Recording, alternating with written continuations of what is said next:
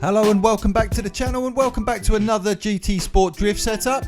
This time round it's another requested one, and it's come down from Urpula, and he has asked if I could do a Group 3 VW Beetle build.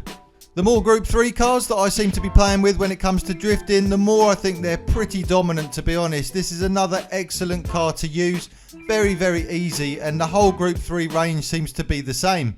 I have got an outstanding request for the Z4 Group 3 as well, so that will be coming soon. And I'm not going to stop there either. I think moving forwards I'm going to be checking out a lot more of these Group 3 cars because they just feel so good to use. As always, if this is the first time you've come past the channel, make sure you subscribe. I've got content like this coming out all the time. Also, give the video a like if you enjoy it. And don't forget to use the comment section to get in touch down below. Use it to let me know your thoughts on this build. Also to let me know if there's any cars you would like to see me do in the future. But equally, if there's any other games you'd like to see covered on the channel, let me know. I'll take you over to the build now where I can explain it all a little bit further, but like I always say, use these settings as a base. Lots of people have very different styles when it comes to drifting. The settings I'm going to give you here today are exactly what I am using and they work perfectly for me, but there may be some tweaks you need to do for yourselves. So just like the Mustang, you don't really need to spend any mileage points at all for this build. I've left it there on level 1. I've just taken the power ratio all the way up to 108%, and that seems to be working well. It gives you 639 brake horsepower. Weight reduction, I've again left at level 1 there and just dropped it to the bottom at 93%, which is going to leave you 1,116 kilograms. Traction control is set to 0. I've got comfort hards, both front and rear. The brake balance is set to 0 for this build. Ride height on the front is dropped all the way to the bottom there on 50 millimeters, and on the rear I've left it at 56 mil.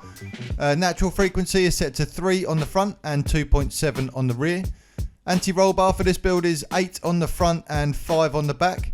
The compression and rebound you shouldn't need to change there. They're 55, 55 and 85 and 85. Camber angle on the front is set to 3 and on the rear is 1.4. I've got a toe angle set out to 0.3 there, and on the rear it's in 0.3. Downforce I've taken as low as I possibly can. You don't want that if you can help it, but it still has to keep some, unfortunately. But the front is set to 300 and the rear is set to 700. The differential I believe I've just left actually at 20, 40 and 30, but just double check that with your own.